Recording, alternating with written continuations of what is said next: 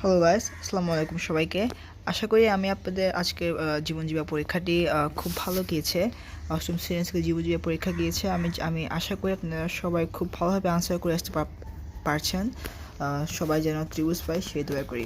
So আজকের এই ভিডিওতে আমি আপনাদের যে 3 নম্বর পরীক্ষা আছে ইসলাম শিক্ষাতে আছে, এই ইসলাম শিক্ষা নিয়ে কিছু ইম্পর্টেন্ট নোটস আমি আপনাদেরকে দাগিয়ে দিব। এটা কিন্তু অষ্টম শ্রেণীর এবং 2024 বর্ষে আপনাদের সময় 5 ঘন্টা দেওয়া থাকবে এবং সিলেবাস 1 থেকে 72 পৃষ্ঠার। সো আমি আপনাদের কিছু নমুনা প্রশ্ন দিব, যেহেতু আমাদের কাছে এখনও শেষ নির্দেশনা অথবা চূড়ান্ত নির্দেশনা এখনও প্রদান করা হয় নাই, সেহেতু আমরা আপনাদেরকে সঠিক নির্দেশনাটা প্রদান করতে পারছি না। নির্দেশনাগুলো প্রদান করার সাথে সাথে আমরা আপনাদেরকে একদম সঠিকভাবে সেটা দেওয়ার চেষ্টা করব। সো আপনারা যদি শেষ নির্দেশনা পেতে চান, সব পরীক্ষার সিলেবাস পেতে চান, নমুনার প্রশ্ন উত্তর পেতে চান, তাহলে অবশ্যই ভিডিওটিকে একটি লাইক এবং চ্যানেলটিকে সাবস্ক্রাইব করে দিবেন এবং বেল আইকনটি প্রেস করে দিলে আমি যাতে আপনাদেরকে সাহায্য সহযোগিতা করতে পারি সর্বোচ্চ দিয়ে। সো প্রথমত আমরা আকার দিয়ে শুরু করব, একক কাজ বলবো আপনাদেরকে। সো চলেন ভিডিওটা স্টার্ট করা যাক। সো আমরা এখানে একক কাজে আপনাদেরকে 5টা প্রশ্ন দিয়েছি। এই 5টা প্রশ্নে কী কী আসতে পারে, এই 5টা প্রশ্ন সবচেয়ে ইম্পর্টেন্ট, আমরা প্রথম অধ্যায় পড়ে দেখেছি। সো 5টা প্রশ্নের মধ্যে আমি আপনাদের এখন প্রথম প্রশ্নটা পড়ে শোনাবো। সো এখানে দেওয়া আছে, তোমার এক প্রতিবেশী অনেক অন্যায় কাজ করেছে। প্রায় তিনি বলেন, আমি জীবনে অনেক পাপ কর্ম করেছি, তাই আমার জন্য জাহান্নাম অনিবার্য। আমার ক্ষমা পাওয়ার কোনো পথ নেই। এখন এই ব্যক্তির করণীয় কি? আল্লাহ তাওয়াবুন নামের আলোকে তার কি করা উচিত বলে তুমি মনে করো? সো আপনারা প্রথমে যদি ভালোভাবে পড়ে থাকেন তাহলে এটা খুবই সহজ হবে আপনাদের জন্য।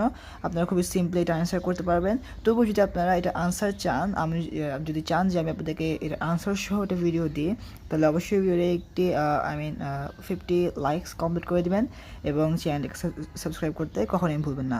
সো এটা আমাদের প্রথম প্রশ্ন গেল। এরপর আমরা সেকেন্ড প্রশ্ন আপনাদেরকে বলছি। আল্লাহ জব্বারুন, আল্লাহ তাআলা এই নামের তাৎপর্য কি? ব্যাখ্যা করো। এখন আল্লাহ জব্বারুন আল্লাহর একটি গুণগত নাম।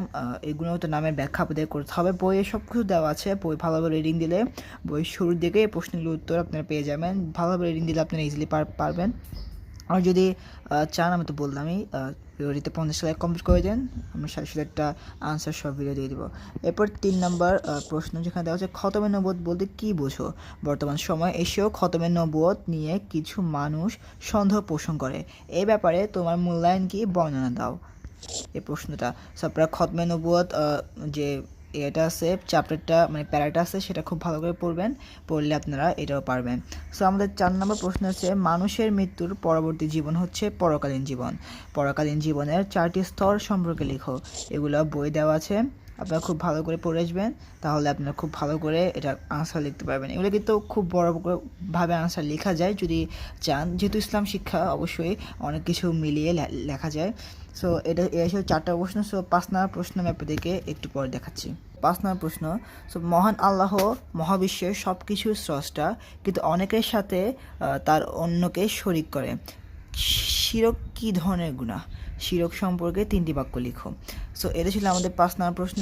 সো এটার উত্তর যদি আপনারা চান, অবশ্যই ভিডিওটা লাইক কমপ্লিট করে দেন। সো এখন আমি আপনাদেরকে দেখাবো যে দলগত কাজগুলো। এইমাত্র আমি যে 5টা কাজ দেখাইলাম সেগুলো একক কাজ, প্রথম অধ্যায়ের একক কাজ। সো আমাদের কিন্তু 2টা অধ্যায় আছে শুধুমাত্র। তো প্রথম অধ্যায়ের একক কাজগুলো আমি আপনাদেরকে দেখিয়ে দিয়েছি। এখন দেখাবো আমি আপনাদেরকে যে দলগত কাজগুলো আছে এগুলা। সো ভিডিওর সাথে থাকুন। তো গাইস, আপনারা দেখতে পাচ্ছেন যে আমাদের দলগত কাজের ভিতর 2টা প্রশ্ন আছে। সো আমরা প্রথম প্রশ্ন পড়ছি, আপনারা খুব মনোযোগ দিয়ে শুনুন। তোমরা আকাইদ সম্পর্কে কি কি অভিজ্ঞতা অর্জন করেছো, দলে আলোচনা করে লেখো। সো আপনারা আকাইদ সম্পর্কে কী কী অভিজ্ঞতা অর্জন করেছেন সেগুলো লিখবেন, পয়েন্ট আকারে লিখবেন, ভালো হবে। এবং পোস্টার পেপারে লিখতে বলতে পারে। আর যদি পোস্টার পেপার না হয় তাহলে ভাবে যেতে হবে না, একটা বড় পৃষ্ঠাতে আপনারা দলের সবাই মিলে আলোচনা করে একটা সুমান সম্পূর্ণ একটা লেখা উপস্থাপন করতে পারবেন। সো এরপর দেওয়া আছে আমাদের দ্বিতীয় প্রশ্ন, যেখানে লেখা আছে মহান আল্লাহর পরিচয় তথ্য আসমান হুসনা জানার মাধ্যমে আল্লাহ সম্পর্কে তোমাদের নতুন যে বিশ্বাস তৈরি হলো তা দলগতভাবে লিখো। সেটা আপনারা বুঝতেই পারছেন এটা কি বলছে। আল্লাহ তাআলা যিনি 99 নাম আসমাউল হুসনাতে সমন্বিত রয়েছে সেই বিষয়ে আপনাদেরকে লিখতে হবে, কি কি জানেন না জানেন সেই বিষয়ে লিখতে হবে, বিশ্বের সম্পর্কে লিখতে হবে। সো এই প্রশ্নগুলো খুবই সহজ, যেহেতু ইসলাম শিক্ষা আপনারা খুব ইজিলি পারবেন আমার মনে হয়। সো আমি আপনাদেরকে এখন প্রথম অধ্যায়ের একক কাজ দলগত কাজ দেখিয়েছি। একক কাজ মোট 5টা রয়েছে এবং দলগত কাজ মোট 2টা রয়েছে। সো এখন আমি আপনাদেরকে দেখাবো দ্বিতীয় অধ্যায়ে দলগত কাজ এবং একক কাজগুলি। সো গাইস, আপনারা দেখতে পাচ্ছেন আমরা দ্বিতীয় অধ্যায় হচ্ছে ইবাদত, যার নাম হচ্ছে ইবাদত। সো দ্বিতীয় অধ্যায়ে একক কাজ সম্পর্কে আমি এখন আপনাদেরকে বলতে যাচ্ছি। আপনারা ভিডিওতে মনোযোগ সহকারে ভিডিওটি দেখুন। সো গাইস, আপনারা দেখতে পাচ্ছেন এই দ্বিতীয় অধ্যায়ে একক কাজে মোট 5টা প্রশ্ন রয়েছে, আপনারা দেখতে পাচ্ছেন। সো এখন আমি আপনাদের 5টা প্রশ্ন রিডিং পড়ে শোনাচ্ছি, আপনারা খুব মনোযোগ দিয়ে শুনুন। তো প্রথম প্রশ্ন হচ্ছে, এখন শাবান মাস চলছে আর কদিন পরে রমজান মাস। রাহাতের আনন্দের শেষ নেই, পরিবারে চলছে নানা প্রস্তুতি, কারণ পুরো 1 মাস একটি প্রশিক্ষণের মধ্য দিয়ে যেতে হবে তাদেরকে। রাহাত ও তার পরিবার কিসের প্রস্তুতি নিচ্ছে, তারা ক্রিয়ার প্রস্তুতি নিচ্ছে, বর্ণনা করো।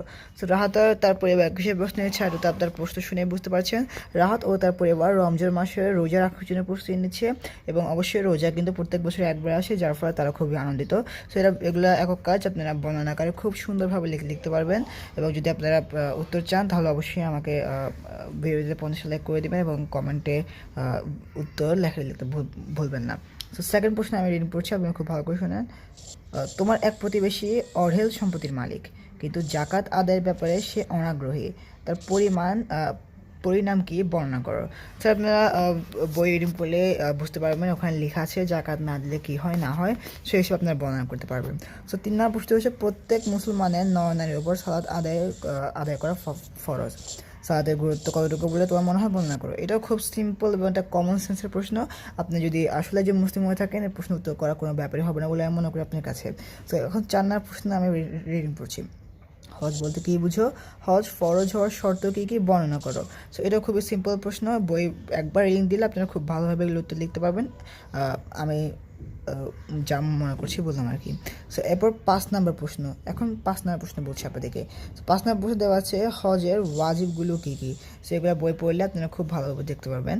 সো এখন আমি আপনাদেরকে দ্বিতীয় অধ্যায় একক কাজ দেখালাম, এখন আমি দলগত কাজের দিকে যাচ্ছি। এটা হচ্ছে দ্বিতীয় অধ্যায়ে দলগত কাজ। এখানে একটা দলগত কাজ আমি দিয়েছি, বা এগুলো আমার তেমন একটা গুরুত্বপূর্ণ মনে হয় না তাই দিয়ে নাই।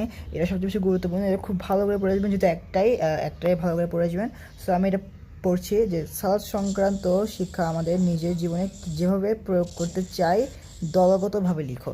সো এটা একটা খুবই বড়োভাবে লেখা যাবে, খুবই বড় পরিসরে লেখা যাবে এমন একটা প্রশ্ন।